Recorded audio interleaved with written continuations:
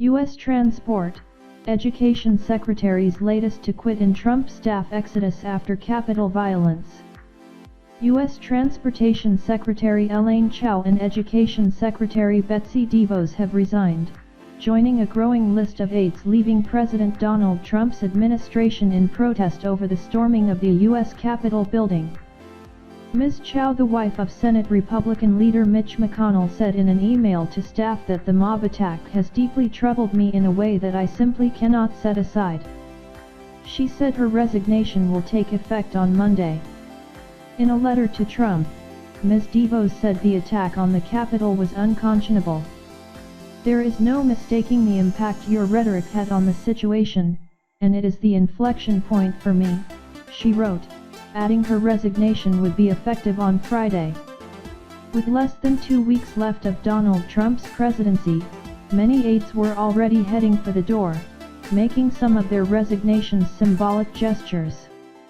But the sudden exodus suggested revulsion among some over Mr. Trump's encouragement of supporters who brought violent chaos to the Capitol on Wednesday, in an ultimately futile bid to prevent formal certification of Democrat Joe Biden's election victory.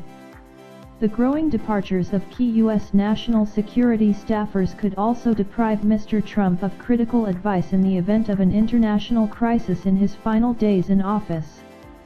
The White House did not immediately respond to a request for comment on the latest resignations. Deputy National Security Advisor Matt Pottinger, a leading aide on Mr. Trump's China policy, quit abruptly on Wednesday, said a senior administration official. He was followed on Thursday by at least 5 senior directors at the White House National Security Council, NSC, responsible for advising Mr. Trump on Russia, the Middle East, Africa, defense policy, and weapons of mass destruction, according to a senior administration official and a person familiar with the matter. Tyler Goodspeed, acting chair of the White House Council of Economic Advisers, also stepped down, a source familiar with the situation said. Mr. Trump's pledge of an orderly transition on January 20 was partly intended to head off further resignations, but one senior official said, "It's not going to stop it."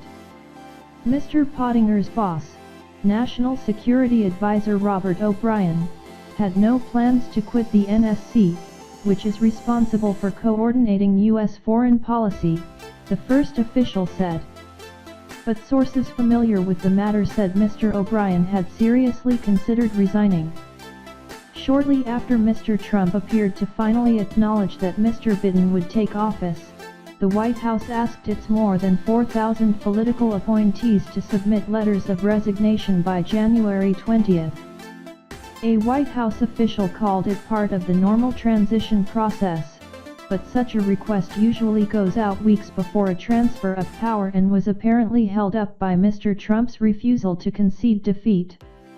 Mr. Trump has increasingly isolated himself inside the White House, relying on a small group of die-hard loyalists and lashing out at those who dare to cross him.